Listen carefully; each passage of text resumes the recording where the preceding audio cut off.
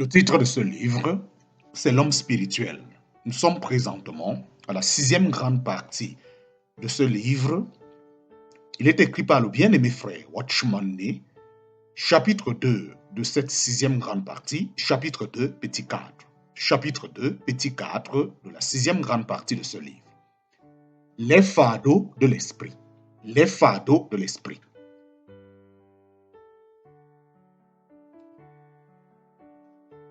Les fardeaux de l'esprit diffèrent des poids sur l'esprit dont nous avons parlé plus haut.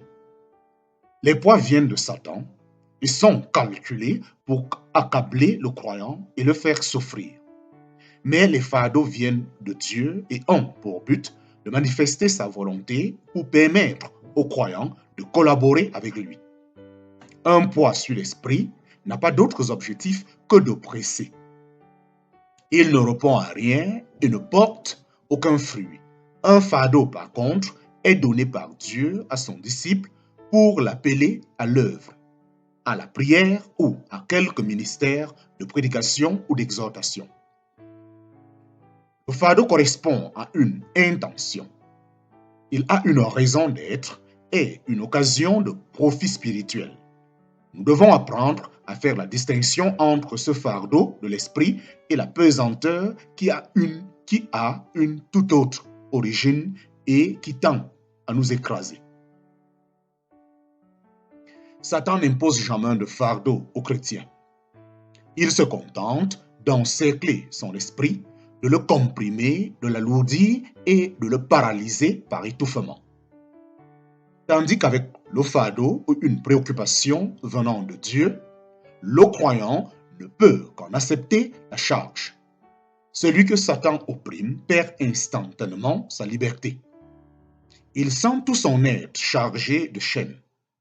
Le fardeau qui vient de Dieu, par contre, a un effet exactement opposé. Si lourde qu'elle puisse être, la préoccupation qui vient d'en haut ne parvient jamais à étouffer la prière. La liberté de prier ne sera jamais compromise par un fardeau que Dieu nous impose, tandis que la pression qui vient de l'ennemi nous prive invariablement des ressources du lieu très saint. Si notre fardeau vient de Dieu, nous sommes libérés dès que nous avons prié. Mais le poids qui nous est imposé par la partie adverse ne sert qu'à la force des âmes et à la prière de résistance. Le poids qui nous comprime l'esprit nous prend par surprise, tandis que la saine préoccupation qui vient nous charger de la part de Dieu résulte de l'activité du Saint-Esprit dans notre esprit. Le poids sur l'esprit est une misère qui nous oppresse, tandis que le fardeau de l'esprit est une vraie joie. En parenthèse, la chair, naturellement, ne le juge pas ainsi, car c'est un appel à marcher avec Dieu d'un même pas. En parenthèse, Matthieu chapitre 11, verset 30. Toute œuvre digne de ce nom commence avec des fardeaux ou des préoccupations dans notre esprit. Si l'esprit en est dépourvu, il faut bien sûr exercer notre entendement pour provoquer notre esprit. Quand Dieu désire nous voir entreprendre un travail, préparer une exhortation ou nous adonner à la prière, il commence par mettre un fardeau sur notre esprit. Pour peu alors que nous soyons au courant des lois de notre homme intérieur, nous n'allons pas continuer sans autre le travail que nous avons en main. Nous chercherons la signification de ce fardeau, toute autre affaire cessante. Quand nous en aurions discerné le sens, nous pourrions agir en conséquence. Notre esprit n'est apte à recevoir un fardeau de Dieu que s'il est maintenu continuellement libre de toute entrave. Seul un esprit franc d'embarras est capable de déceler le mouvement du Saint-Esprit.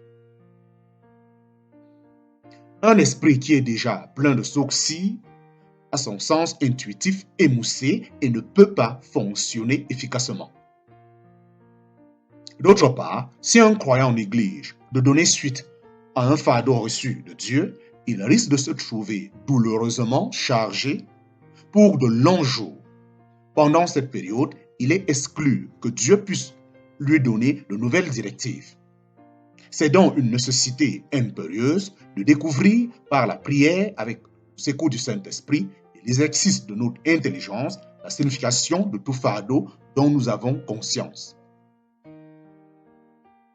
Il arrive souvent que ce fardeau ait trait à un ministère de prière, en parenthèse, Colossiens chapitre 4, verset 12. Le fait est qu'il ne nous est pas possible de prier au-delà de notre fardeau. Mais le fardeau de prière que nous avons dans l'esprit ne peut être allégé que par la prière. Quand Dieu met en nous une préoccupation, de quelques ordres que ce soit, en parenthèse, prière, exhortation, entretien, visite, il y a un seul moyen d'en être soulagé, c'est de mettre à exécution ce qui nous est demandé. La prière nous conduit parfois à des soupirs trop profonds pour qu'ils puissent s'exprimer en paroles. Seul le fardeau de prière dans notre esprit peut nous conduire à un ministère de cette nature. À cause de certains fardeaux qui vont s'accumulant, nous avons parfois de la peine à prendre le départ. Mais plus nous prions longuement, plus se manifestent les amens de notre esprit,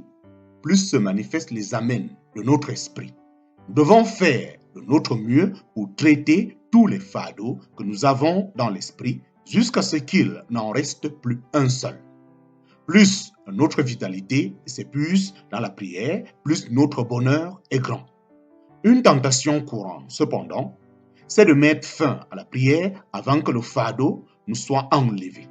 Quand nous sentons notre esprit plus à l'aise, nous nous imaginons que la réponse est assurée.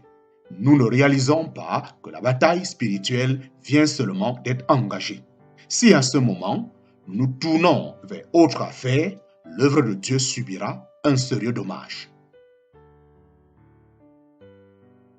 La véritable activité spirituelle est agressive du côté de Satan et souffre les douleurs de l'enfantement en faveur des personnes que Dieu cherche à attirer à lui. Ces entreprises-là ne sauraient être qualifiées de joyeuses, jamais. Ces entreprises-là ne sauraient être qualifiées de joyeuses, jamais. Elles exigent une mort à nous-mêmes plus absolue. Mais quand la bataille n'est pas encore engagée, le chrétien spirituel doit accueillir avec joie n'importe quelle préoccupation que Dieu lui met sur le cœur. Nous devons connaître les joies de l'esprit, bien sûr, mais aussi la manière dont nous devons collaborer avec Dieu. Autrement, le fardeau risque de se prolonger à notre détriment. Chaque fois que nous sentons notre esprit chargé d'un fardeau, nous devons immédiatement, par la prière, chercher à l'identifier. Si c'est un appel aux âmes, affrontons la guerre. Si c'est un appel à prêcher l'évangile, que notre voix soit entendue. Si c'est à la prière que nous sommes appelés, prenons le chemin du sanctuaire. Efforçons-nous de comprendre comment nous pouvons être ouvriers de Dieu. Et déchargeons-nous de l'ancien fardeau pour faire place au nouveau. Le reflux dans l'esprit. Dans notre esprit, la vie et la puissance spirituelle peuvent se retirer comme une marée. Un individu charnel considère en général que sa vie spirituelle est en marée haute quand il sent la présence de Dieu. Mais s'il se sent désabusé et sec, il se regarde comme étant en marée basse. Mais ce ne sont là que des sentiments et ils ne représentent pas la réalité.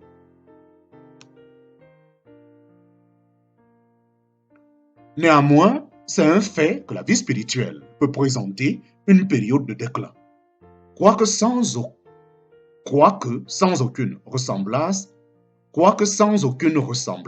avec un sentiment de l'âme. Un croyant qui a été rempli du Saint-Esprit peut poursuivre sa course en bonne forme pour un temps, après quoi, graduellement, sans aucun à-coup, sa vie abondante se calme. La différence entre un déclin perçu par les sens et un déclin spirituel est la suivante. La première en est générale brusque, tandis que la seconde est graduelle.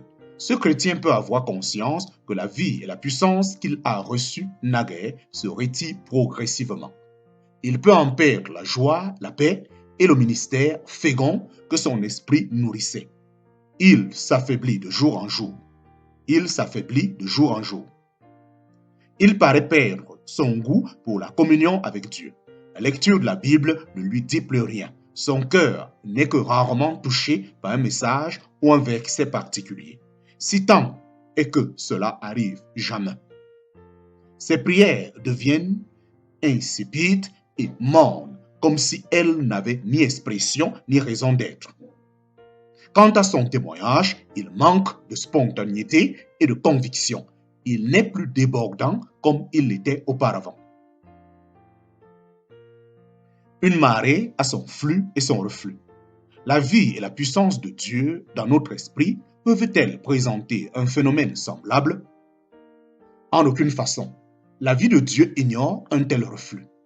Elle afflue toujours, comme un fleuve d'eau vive sans cesse en mouvement. En parenthèse, Jean chapitre 7, verset 38. Ayant sa source en Dieu, elle ne connaît ni changement, ni ombre de variation. Il s'ensuit que dans notre esprit, la vie devrait manifester des ressources abondantes et inépuisables.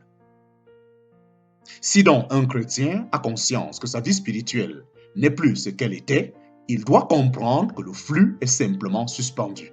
Il faut qu'il sache aussi qu'un tel reflux n'est pas du tout nécessaire, qu'il ne se laisse au moins pas séduire par Satan jusqu'à s'imaginer qu'il est impossible d'être rempli en permanence par la vie de Dieu. Sa vie en nous est comme un fleuve d'eau vive. Si elle ne rencontre pas d'obstacles, son courant serait ininterrompu. Le chrétien peut faire l'expérience d'une vie en progression continue. Il n'y a aucune nécessité de subir un reflux. C'est une anomalie.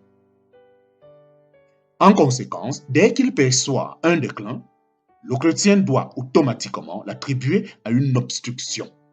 Satan l'accusera de recul, les gens le jugeront comme ayant perdu sa puissance et il s'imaginera lui-même qu'il a commis un péché grave.